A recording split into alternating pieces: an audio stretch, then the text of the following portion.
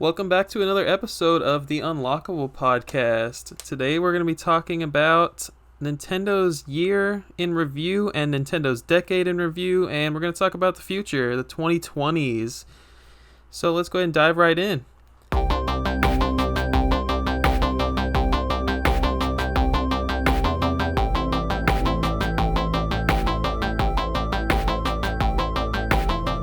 Hannah, what's going on? Not a whole lot. School just started for me. Super busy. Haven't really had the chance to play much. What about you? I've had the chance to play so much because I haven't started school yet. I still have, it's Friday today. I start on Monday, unfortunately. But I'm starting up my last 2 semesters of college. Woo! Woohoo! That's exciting. You went to Colorado, right? I did. I went to Colorado to visit a bunch of my family. It was incredibly fun, and I loved it, but I had no time to do anything or any kind of gaming or anything like that. Every time I texted you, it seemed like you were super busy. I was super busy. I still am super busy. I got to travel. I think I mentioned I was going on a cruise in the last episode. I went to the Bahamas. I went to Princess Keys, or Cays, however you pronounce it. I went to Nassau, and that was really fun. That was my second cruise that I was blessed to go on last year because my girlfriend actually won it at her job. Crazy. I'd never been on a free cruise before. Yeah, that sounds awesome. It was a lot more fun because it was free, I think. So, I guess you haven't had much time to play anything. What have you been buying since the last episode? Well, I did buy... It was after the Black Friday sales, but Amazon still had it on sale. But I bought AI The Somnium Files Day 1 edition, which I don't think a lot of people are talking about, because I don't think a lot of people know about it, but I saw it. It's like in an anime style, and it's got a really deep story, and I was like, yeah, I'll buy that. And then some of the limited run games were on sale at Best Buy, so I got Battleship Brigade Deluxe. Battleship Brigade? Brigade, yeah. Is it I think that's how you pronounce it. It's like the Hasbro game or whatever? No. I don't know. I've heard good things about it, and it was on sale, so I thought, why not? Interesting. That's all you got over the last couple weeks? Yep. Looks like I'm going to win on this episode. I got some good Christmas gifts, which we didn't talk about on the last episode. I got Starlink Battle for Atlas. Was not a Christmas gift, but I did go and purchase that for like $6 or $7, the Star Fox version for Switch, which I think you have, right? Yeah, I do have it. That's a bargain. $6? Yeah, and I don't think it's going to be rare by any means. I'm probably going to open it up and play it at some point, add it to the never-ending backlog that we all have. I think you should. It's fun. Oh, you've played it? Yeah, I played it. I haven't played it a lot. For me, I just like exploring random planets and then just being like, you know what, I'm gonna go to another one, and you just take off and you go to another one. It's fun. It's like exploration for me. It does look pretty fun. I watched some gameplay the other day. But yeah, I'm a big Star Fox fan too, which is cool. What else have I been getting? I got Legend of Mana from Girlfriend. It's a game, the sequel to Secret of Mana, and I've been really wanting this game for a long time. It's probably been on my list for a couple years now, and I just never wanted to fork over the $30 or $40 that it costs complete in box. It's a PS1 game. Yeah, I haven't heard many people talk about it, really. I mean, everybody remembers Secret of Mana, and the trilogy for Collection of Mana came out, and it came with... Trials of Mana, which was never released here, and I haven't played Trials of Mana, but I am going to get the remake later this year. I think it comes out in April on Switch and PS4, so that'll be cool. That one looks awesome. I'm really trying to get myself into RPGs. I play Pokemon, I play Paper Mario, if you want to freaking call it an RPG, and I play Secret of Mana, so I'm trying to branch out as a gamer. Gotta jump on that RPG bus, my friend. I got Yooka-Laylee and the Impossible Lair, which you got last episode, right? Yep. Have not tried that one yet for the Xbox One, and I'm really looking forward to that because I love Tropical Freeze. I got a complete in box Donkey Kong 64 for Christmas from a good friend, And Ooh, shout out to her. I know that. Yeah. It was. She actually found it at Goodwill, and it's the second complete in box DK64 she found at Goodwill. So What? I don't know how she scores like this, but it's crazy. So yeah, I already have the cartridge. I've had it since I was a kid. One of my favorite Nintendo 64 games growing up, but it's really nice to have it complete in box on the shelf now. And the last game I got between now and the previous episode was Pang Adventures, which is a limited run game for the PS4. And it's actually a sequel, a modern day sequel to this game series called Buster Bros. And Buster Bros is like an arcade game, like, I don't even know how to describe it. You like have to just basically pop balloons. It's pretty simple, but it's a lot of fun for two people. And I'm really excited to try this sequel. I never thought that I would be getting that one for Christmas, but that was a nice surprise. And it was sealed, so I'm gonna have to tear the plastic off of that one. And it's my first limited run game. I've never gotten a game from limited run games, so that's cool. And let's move on to the news that we are going to do every episode now. Hannah, you want to tell us about the news this month? Sure do. So starting off, we have Untitled Goose Game, which sells over 1 million games. Woo! That is insane. And this was just right before the end of the year, so, I mean, who knows how many it sold now. The Dragon Quest Your Story movie looks like it'll be releasing in the West later this year as a Netflix exclusive. I'm kind of excited about that, actually.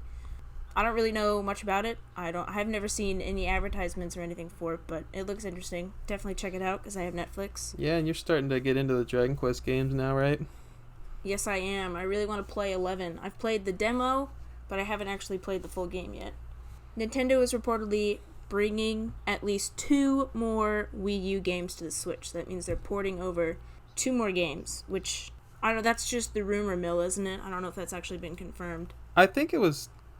Well, I don't want to say for sure. I thought it was confirmed by someone at Nintendo. But yeah, if it's not Pikmin 3 and Super Mario 3D World, I'm honestly going to be shook. I think for sure Super Mario 3D World. I can't imagine... I don't know. You guys have probably seen my video on exclusive Wii U titles, and it just baffles me that game has not been ported yet. What do you think the 2 games would be?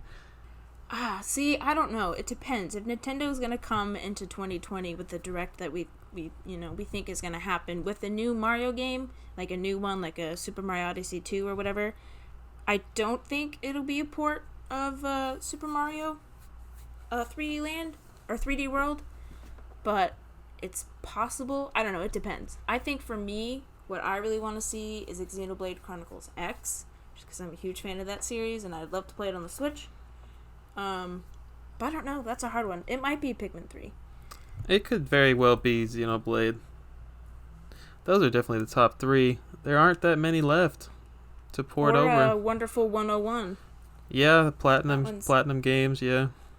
That one's always been rumored. There are tons of rumors going around that the Switch Pro, as we're calling it, will be releasing later this year.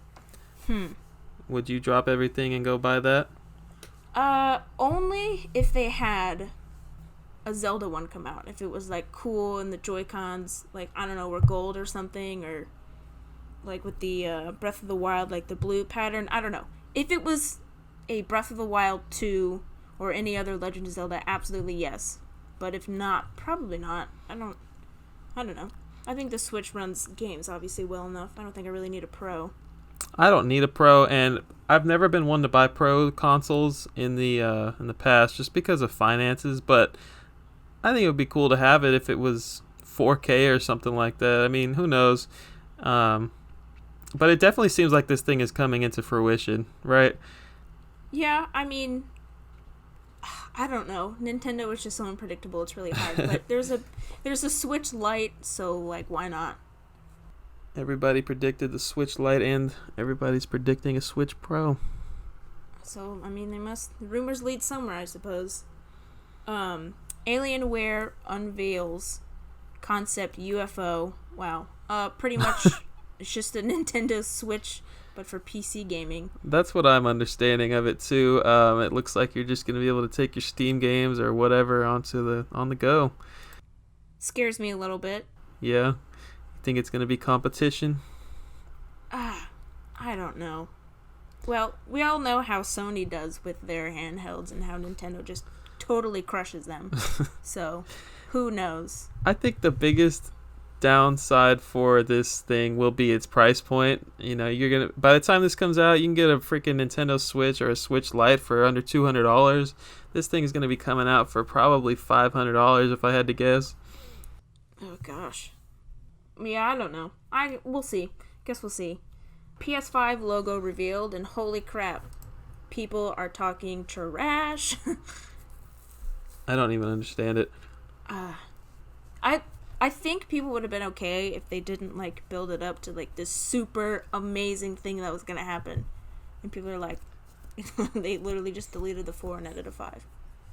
Exactly. I saw a video that was exactly that, and it was hilarious. They're just hysterical. Memes are going around. Yep.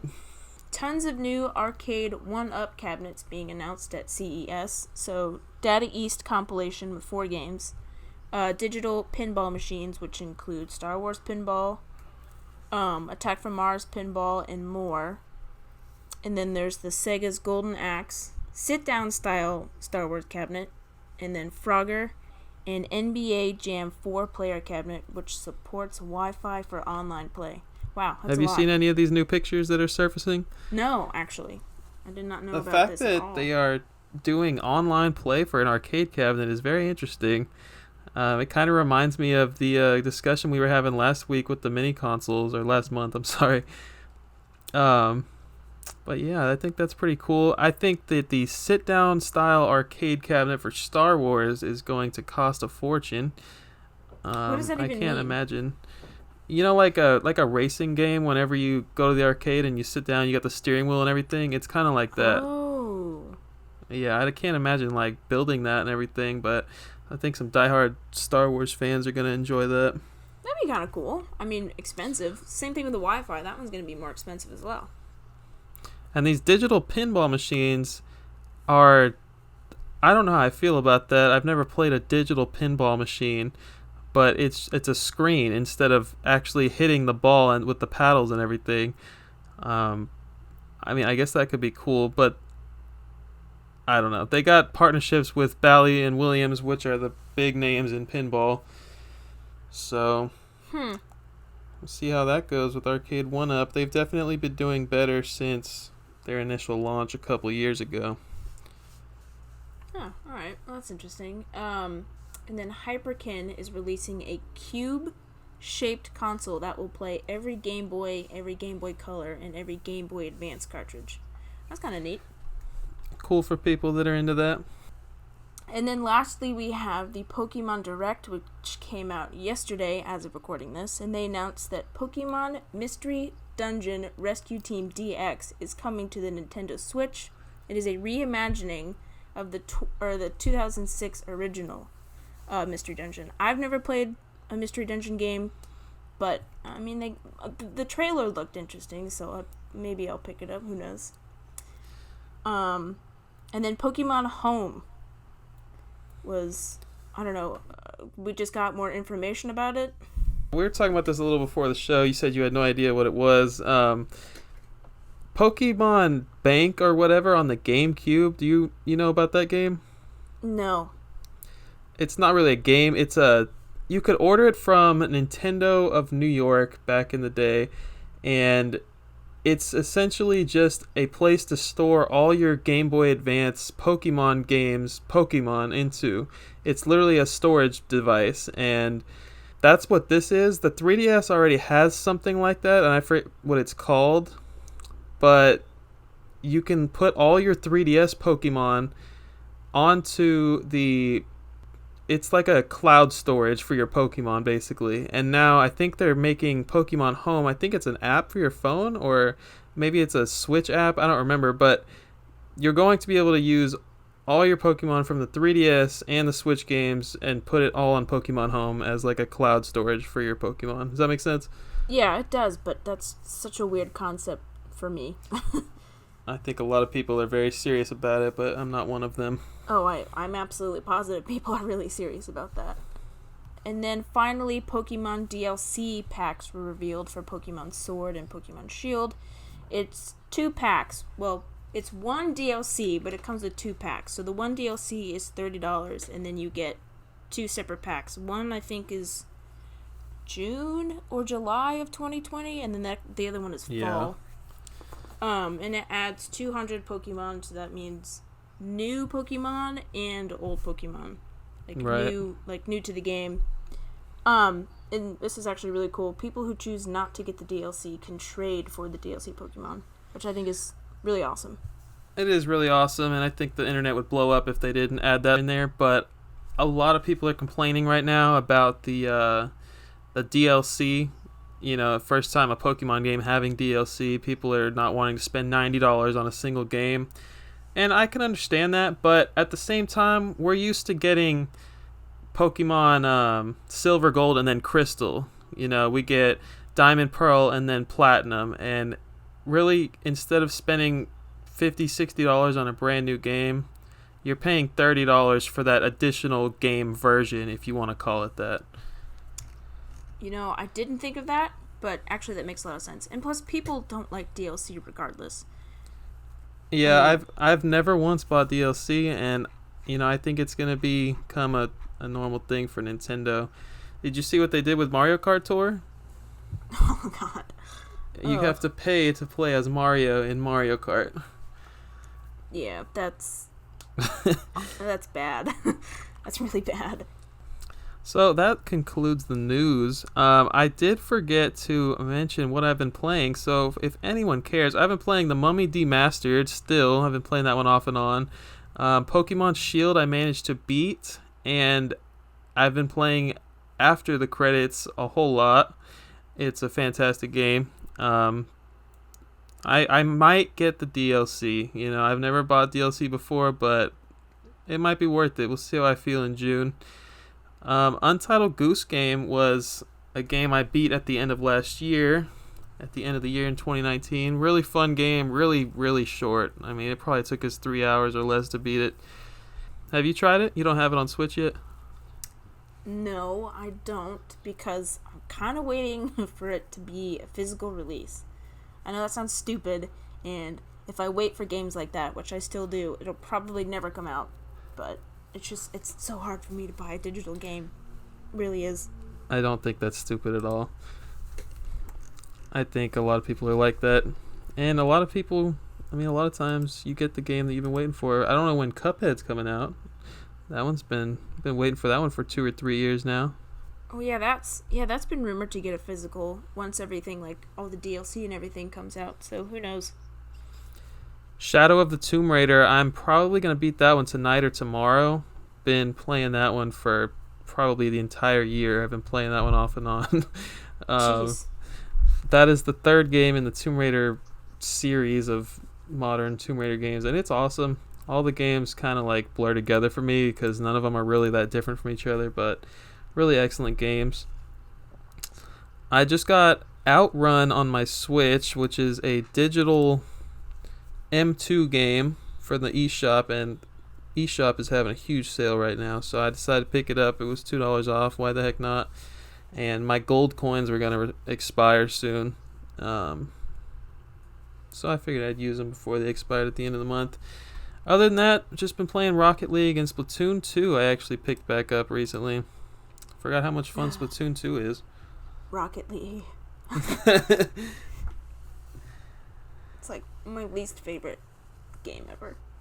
Yep, judging a book by its cover.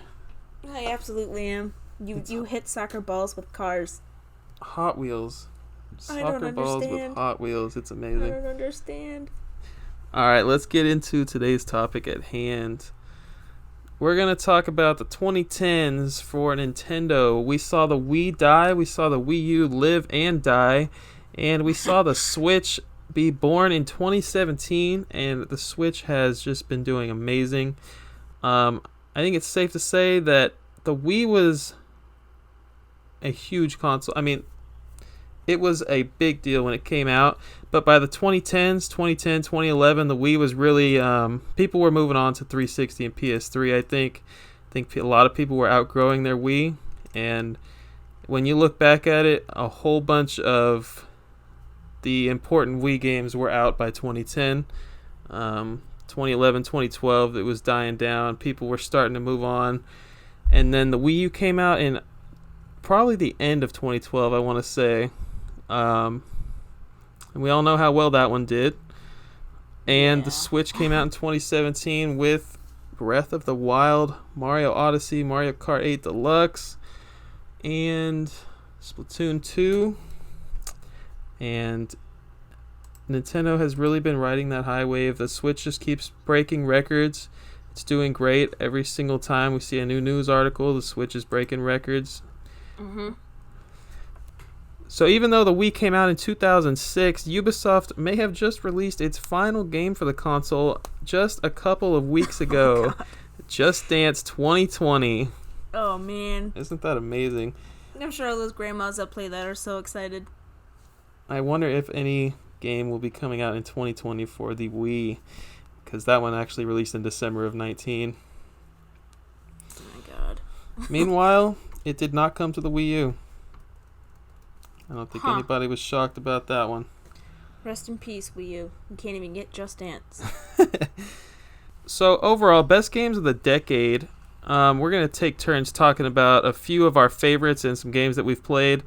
Just because they're on my list doesn't mean Hannah didn't play them, and vice versa for Hannah's list. We just didn't want to repeat the games. So I'll start here with Super Smash Brothers. Had a great decade. We had Brawl, which a lot of people think is the worst one now. I spent hundreds of hours playing that one. The Wii U and 3DS Smash came out for the Wii U and 3DS, and we had Smash Brothers Ultimate on the Switch at the very end of 2018. Those games have taken up so many hours of my life. Like, I can only imagine what I could have done in the time I spent playing those games. And Donkey Kong Country Returns and Tropical Freeze. I was late to the game with both of those, and I absolutely love them. If you have not played these games, you need to go check them out. Have you played them, Hannah? No. Wow. I have not. I own Country Returns, but I don't own Tropical Freeze. Both cheap games you can find. Absolutely recommend them. Mario 3D World and 3D Land both released in the 2010s. Super Mario 3D World is hands down one of my favorite games ever made. And 3D Land was cool. I wasn't a giant fan of that one, but 3D World is where it's at. Tetris 99. Oh, you want to talk about how much you hate 3D World? I don't hate it. It wasn't fun for me. Like Cat Mario and Cat Peach, woo! I don't know. Wasn't my favorite. Leave your hate comments down below. Moving on, we've got Tetris 99. That was a blast. I don't play it too much anymore, but love that game. Metroid Other M. Everybody hates this game. I'm like one of the 3 people that loves the game. I think the story was not perfect, but the gameplay cannot be... you can't really talk too much trash about the gameplay. I thought it was great. Sonic Colors. Not a Nintendo game, but it did release on the Wii and DS. I played the Wii version. Thought it was pretty solid. Definitely one of the better games for Sonic from the 2010s. I think that is mutually agreed upon. Isn't that like the only one that people like? The Sonic game on the Wii? I wish I could say that, but so many people are on social media trying to defend Sonic Unleashed, Sonic and the Secret Rings, and I'm like, I can't even, I get sick looking at those because I've played some of those games and they're just not good. So we got Guitar Hero Warriors of Rock. I know we talked about Guitar Hero last episode. Controller for the win. I didn't play this on the PS2 controller. I played it on the guitar like a normal human being. Nope, controller for the win. This was after Guitar Hero was like no longer the cool thing to have. I got this game day one. I remember Guitar Hero Warriors of Rock was so good. Definitely the last good Guitar Hero and one of the last Guitar Heroes. It was the same level of difficulty as Guitar Hero 3, whereas I felt like anything between Warriors of Rock and Legends of Rock were really starting to make it a lot easier. You know, I've played every Guitar Hero, and Warriors of Rock was definitely up there with Guitar Hero 3. Definitely two of the best games. Rayman Origins and Legends. So, you guys know I'm a big Rayman fan. We did not get a new Rayman 4 this decade, and we're probably not getting one in the 2020s. But Origins and Legends came out, and they were fantastic 2D platformers that everybody loves. They've been ported to several platforms, especially Legends is on Switch now. I played Origins on the 3DS, and I played Legends on the Wii U. Kirby Return to Dreamland, solid game.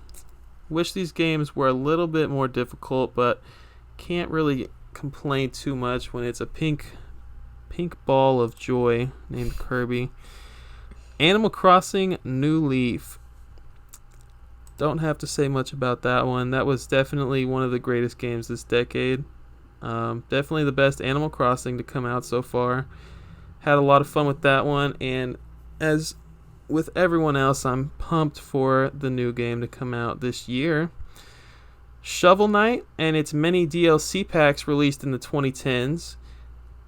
Good on Yacht Club Games for continuing to release free DLCs for this game, even all the way back to the Wii U. If I go and turn on Shovel Knight right now on my Wii U, I can update it and get the brand new King of Cards DLC, which I think is just amazing. That is amazing. Of course, Splatoon 1 came out, and then Splatoon 2 came out. Both awesome games. New Super Mario Bros. U Deluxe on the Switch. And, of course, they were ported from the Wii. Very solid titles. New Super Mario Galaxy 2. Can't believe that one actually came out in this decade. It seems like it was so long ago. Oh my gosh. But it came out in 2010. Then we had the first Mario Maker, which was a huge thing on the Wii U. I definitely was excited about it, and I think we talked about it last episode. I just never really got around to playing it as much as I thought I would. Love the idea, but it's just not for people that aren't super creative, I guess. Then we have Pokemon Sun and Moon. We had Yoshi's Crafted World and Yoshi's Woolly World. Both phenomenal games. I prefer Woolly World. Both phenomenal games, though. Then we had Celeste, which was a masterpiece that IGN gave a 10 out of 10. A lot of places gave a 10 out of 10. The 2010s were really solid for indie titles. We had Axiom Verge. We had a lot of games that I actually never got to play and that are still on my backlog, but very solid decade for indie titles. And definitely one that I did not play was Minecraft, but I know that it has really defined this decade. Are you a big Minecraft fan? No, I've never played Minecraft. Not that there's anything against it. It's just something that I know I'm gonna get instantly addicted to, and then play it for the rest of my life. Well, those are the games I wanted to mention. How about you go now? Okay, so my best games of the decade, which excludes 2019, Pandora's Tower and The Last Story, which are RPGs. There's a really interesting story around that. And then Xenoblade Chronicles 1 and 2, and you could probably squeeze X in there, even though I've never played it, but I've heard people really enjoy it. And then going for the obvious, Breath of the Wild, obviously. Super Mario Odyssey. Let's Go Pikachu and Eevee. That one was fun, despite, people not really liking it that much. Link's Awakening, literally every Fire Emblem game ever. You got the ones for the 3DS, you got Echoes, Awakening, and then the Birthright. And then you have Three Houses, which just came out on the Switch. Wow, it was a great decade for Fire Emblem fans. There was a lot of them on the 3DS games. I think it revived the series. It was kind of dying off, and then the 3DS got really popular, and so did Fire Emblem. A Link Between Worlds, obviously that one's a given. And then Puyo Puyo Tetris, which I will fight for until the day I die. I've had so much fun with that game. It's one of the first Switch games I ever picked up. And it's addicting and it's fun, and my friends like playing it. My friends who aren't gamers, it's really easy for them to start just Tetris and Puyo, and they really enjoyed it. So I like playing that with them. And then Mario Kart 8, and then Mario Kart 8 Deluxe. Hyrule Warriors, which I don't think a lot of people like. I forgot about that one. It's not Zelda canon, but me being a Zelda fan, I bought it anyway. It's not my favorite. I don't really like the Warriors fighting style, but it was fun. It was supplemental, fill the hole until the next Zelda game. And then Paper Mario Color Splash, which I know makes people really angry, but I liked it for what it was. I liked it a lot. I didn't have a problem with it not being like the previous titles. I mean, yeah, I liked the first one, and I liked Thousand Year Door a lot. And this one was definitely not as great as those, but I liked it for what it was. And then Ys 8 Lacrimosa of Dana. Love that game. Again, action RPG. Loved it. It came out, earlier on other platforms and then was ported over to the Switch. And Dragon Quest Builder, which I know I just said that I would never play Minecraft because I know I'd get addicted to it, and that's exactly what happened with this game. I came home and I was like, you know what, I'm going to try this demo. And I tried the demo and I played it for way longer than you really should, because it's only like 20 minutes of actual gameplay, but you can keep building, for forever. And I was like, all right, I need this game. And I bought it, got addicted to it. I think I put like 120 hours in. Crazy. And then this one's really controversial, but ARMS. Very controversial. I liked ARMS. I liked it. It's a new IP. Nintendo was trying something different, and they had the global test punch, which is like where they test their servers, and I enjoyed it, so I bought it. I really liked it. When's the last time you played that one? A while, but I think I put like 60 or 70 hours in. It was fun. Oh my gosh. Yeah. I got beefy arms now. That's up there with Rocket League hours. Nice. Mm-hmm. And that's all I got. So I accidentally mentioned Crafted World, which is actually going to go into our next section here, which is big games that released in 2019. I meant to say that we were going to exclude 2019 in that list a minute ago. So big games came out 2019 for me, and the same rule applies. Just because they're on my list doesn't mean Hannah hasn't played them or whatever. Sword and Shield, obviously we both really are loving that game right now. Super Mario Maker 2 came out. Big deal. Still getting updates. Untitled Goose game. Ridiculous hype for this game. I don't understand it. It was fun, but I don't know. I don't know how the team got this game so hyped up, but good for them. I'm sure we'll be seeing a sequel of that one, and not in the not too far future. And then another one Hannah and I both loved, Astral Chain. Yes. Fantastic game from Platinum Games. Marvel Ultimate Alliance 3, that was a big deal when it was announced, and I don't really understand why, but nobody's talked about it since it released. I haven't played it personally, but I did play the first one. We have Travis Strikes Again, No More Heroes, and I don't know anything about the No More Heroes games, but I know that was a big deal. I think that's a Sega title, right? Sega property? I don't know. Interesting. And then there's Katana Zero. My Friend Pedro has been blowing up. The banana where you shoot people. And then, as I mentioned, Shovel Knight's final DLC, King of Cards, released in 2019, just a few weeks ago, actually. Okay, so I'm gonna actually go back and preface something real quick.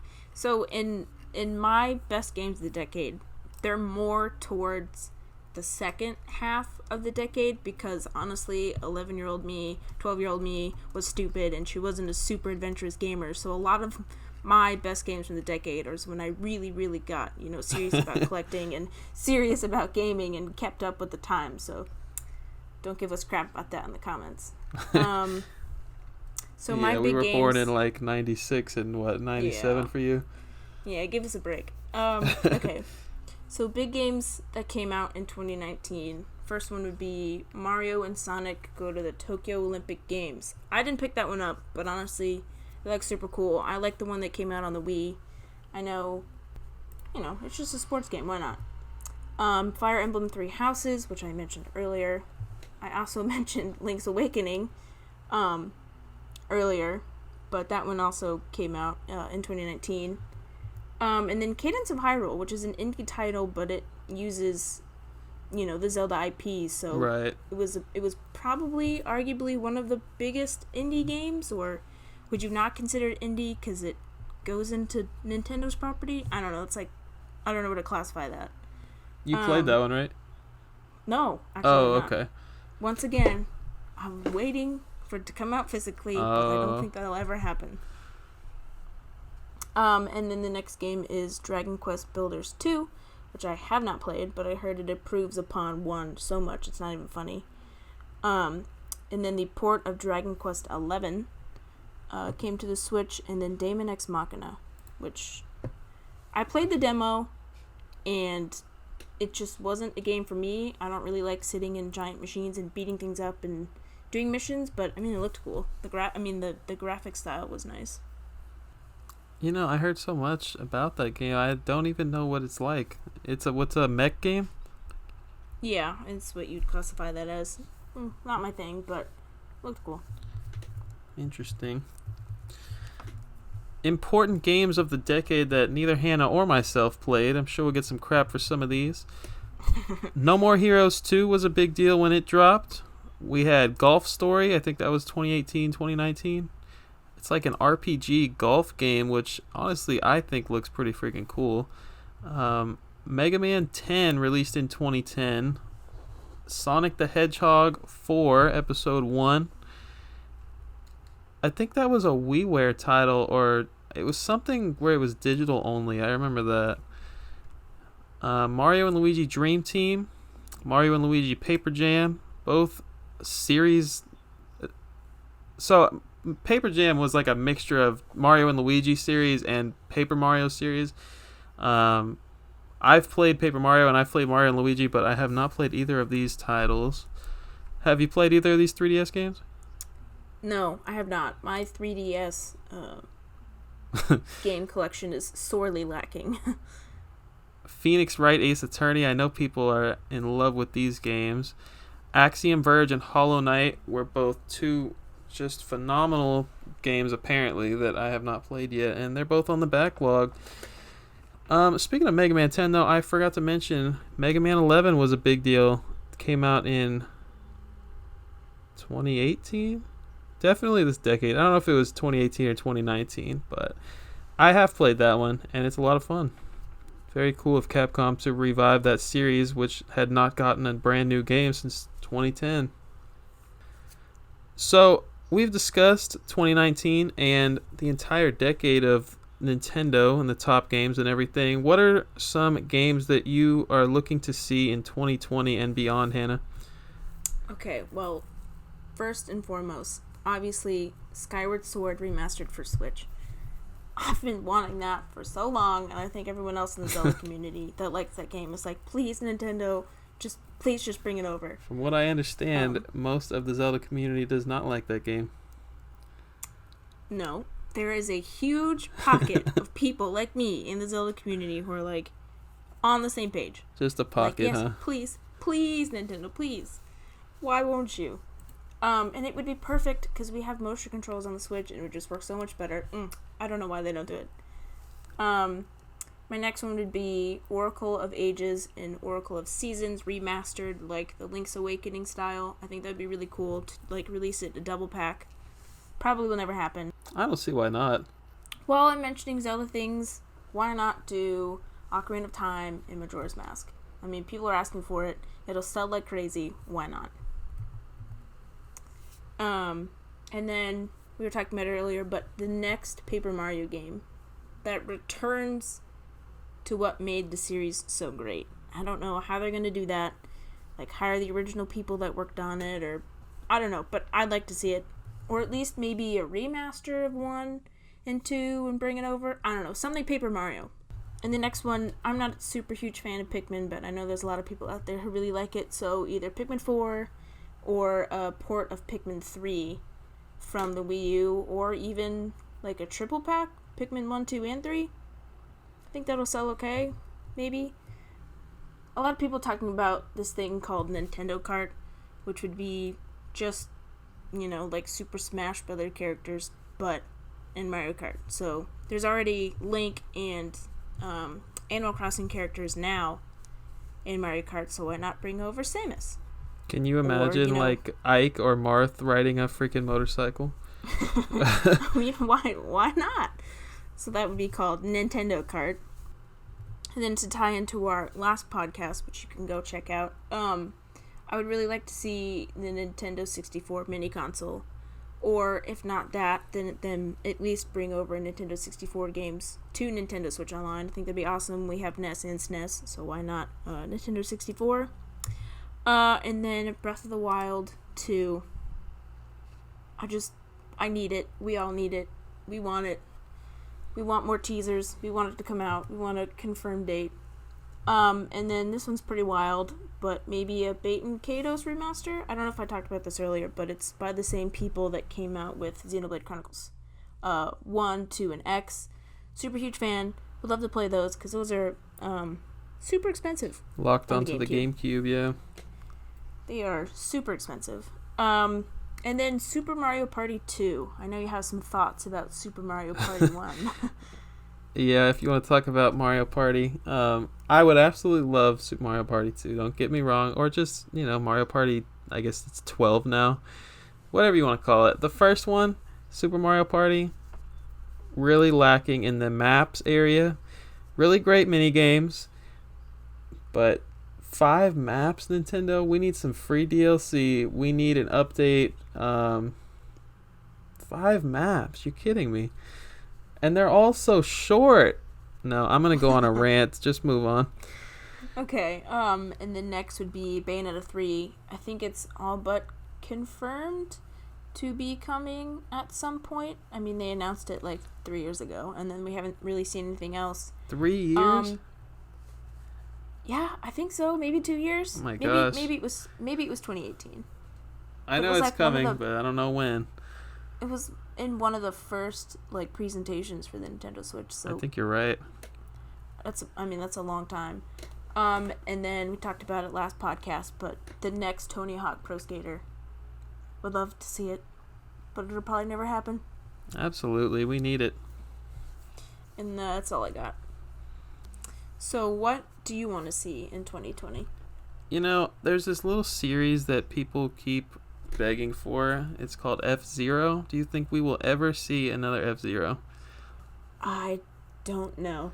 That's a good question. I just feel like that whole super fast racing genre has not been... when's the last time a Wipeout game came out? I mean, it's had to have been a few years now. I don't think those types of games are really selling.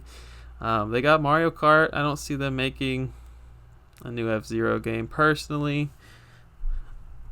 Something that I saw on Twitter, somebody replying to a tweet or whatever, is what if a rare replay came to the Switch featuring DK64, DK Country? That would be so cool. It seems like Xbox and Nintendo have a really good relationship. I wouldn't buy this compilation personally because I own the games, but to see Nintendo and Rare together again would probably make my heart pretty happy, and I know tons of people would buy that. That would be awesome. That would be awesome. People would love it. People would buy it just because it has Banjo-Kazooie on it. I mean, oh god. That would be a serious moneymaker for both Nintendo and Rare. Will we ever see a Mother 3, Hannah? Will it ever be ported? I'm pretty sure Reggie himself said no. So, no, I don't think so. I mean, Nintendo's the king of left field, but there's so much around that game that I don't think Nintendo even wants to touch it. Mother 3 and F-Zero must be the 2 most requested things on people's Twitter replies. Oh my god. Metroid Prime 4. Really excited for that one. I think this one was announced at the same convention that Bayonetta 3 was announced at, so it's been a good minute and we haven't seen anything. I really don't think it's coming out in 2020. What do you think? Well, considering that they just restarted development not too long ago, I'm gonna say know, but we might see a teaser or concept art or, things are going great over here at, the development, but I don't know. Yeah, I'm not expecting it, and I'm not upset with that. We saw how long it took to make Breath of the Wild, and it ended up being a phenomenal game. I'm perfectly fine with them taking their time on Metroid Prime 4. Something I think a lot of people want, 2D Metroid, a new 2D Metroid game, whether it's a remake, I'm not going to say that. I want a brand new 2D Metroid game. I like Prime. I like the Prime trilogy. 2D Metroid is where it's at for me. I love Fusion. I love Zero Mission. I love the 3DS remake of 2. Awesome games. And while we're on the topic of Metroid Prime, would love to see a trilogy port or a remaster. A remaster is a really, really big stretch, but who knows? Who knows with Nintendo? And after the success of Astral Chain, I would love to see a sequel. Oh, heck yeah.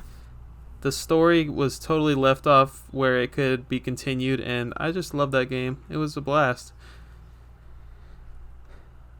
So we just wanted to mention a few of the games that, might have disappointed fans or just didn't necessarily sell as well or didn't do very well in the decade. And those would be Animal Crossing Amiibo Festival. Big yikes there. Which, I understand what they were going for. What were they going for? Because I would love to understand it. Well, I think they just really wanted to, sell the Animal Crossing Amiibo, so they're like, yeah, let's just build, a whole game around it. But I think they missed the mark a little bit, and I think people were upset. That's the Animal Crossing that they get. I got that game for $3. The big old Amiibo bundle. $3. Yep, so did I. I think I got it for, $5 or something. And the next one would be Star Fox Zero, which also came out for the Wii U. Yep, Star Fox Zero and Guard. Personally didn't think it was that bad, but it got destroyed on the internet. Yeah, it did. The next one would be Guitar Hero Live, which I owned. I didn't buy it day one. I got it from Walmart when it was on sale. It was like $20. I was like, why not? And I liked the layout of the guitar. I thought it, mimicked closer to an actual guitar, but yeah, people were not happy. I love the idea. It was cool on paper, but Guitar Hero was long past dead by 2014 or whenever this came out. Yeah, people just didn't really like it. And the other one would be Mighty Number 9, which was, I believe someone told me it was by the same people that made Mega Man. Somebody from Mega Man went to work on it, yeah. And then it was just awful. I own that one, but people are like, nah, don't play it, don't waste your time. So I haven't. And the last one would be Donkey Kong Barrel Blast. I think what they were trying to do here is go for a Diddy Kong racing game, right? And then it was just bad. Definitely. I mean, I doubt half the audience even knows what this game is. I don't know if there was bad marketing, because it's playable. Basically, you're riding around on a barrel instead of a Mario Kart cart. You're on a barrel, and it's like a rocket-powered barrel. And you have to shake the Wii Remote and nunchuck to move. So you can imagine how exhausting that would be after one race. Oh, God. I played it once. I don't know. It's such a strange game for the console that nobody ever talks about. Huh. Yeah, I've never played it despite owning it. So that's going to wrap it up for this episode. What are some of your favorite games of the decade? Nintendo or non-Nintendo? Just drop a comment below. And what do you want to see in 2020? It's a brand new decade, guys, and the possibilities are endless with Nintendo. Hannah, where can the people find you? Gangrel Advance SP on Instagram. And I am at ThatGamerNerd on Instagram. Follow Bird Dog Gaming on everything else at Bird Dog Gaming. We'll see you guys in about a month or so for episode 4 of the Unlockable podcast. See ya.